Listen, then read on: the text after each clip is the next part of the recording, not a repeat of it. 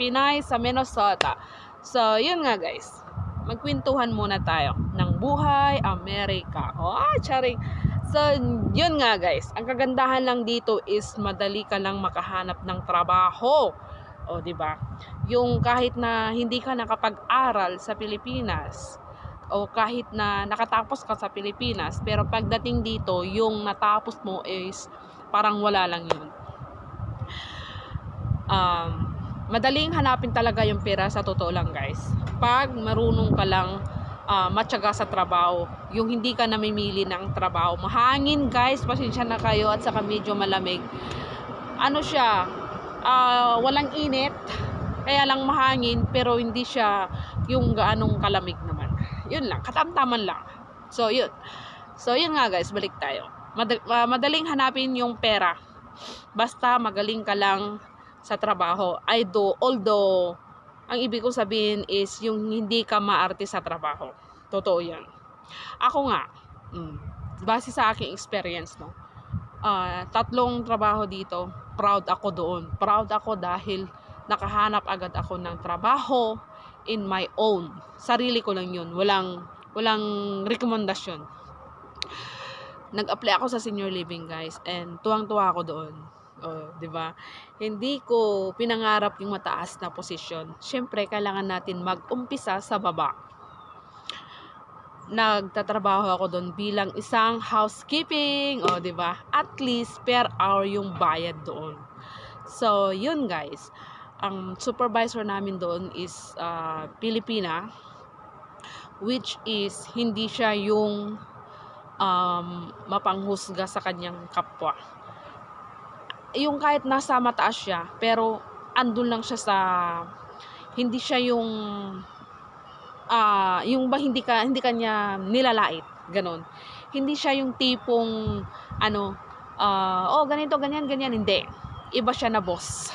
Sabi niya nga sa akin, no, pag matapos ka dito ng kahit maka-6 ka na buwan o 10 buwan, sabi niya, mag-aral ka, ipapasok kita sa CNA. Di ba? Ang saya, ang daming opportunity dito, guys. Ang daming opportunity, basta maano ka lang sa trabaho. Magtiyaga ka lang, more patience lang daw, sabi nila.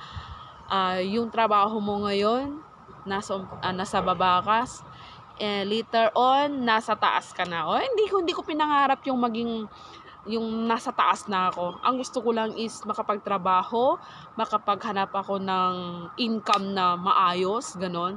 Yung makapag-ipon at go na Philippines, charing. So yun ang gusto ko guys, yung makaipon ka lang, ganon. So yun nga, yun ang buhay ko dito sa Amerika. Di ba? Hindi ako masaya naman sa trabaho. Masaya din sa asawa, buhay may asawa.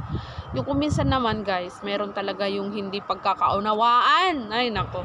Ang hirap mong yung sarili mo. Ang hirap mong i-defend sa sarili mo. Ang hirap mong i-explain yung gusto mong sabihin sa kung yung bang yung nag-aaway kayo, ganon. Ay, ang sarap mong ganun na lang. Kaya tatahimik na lang ako kung mag-aaway kami.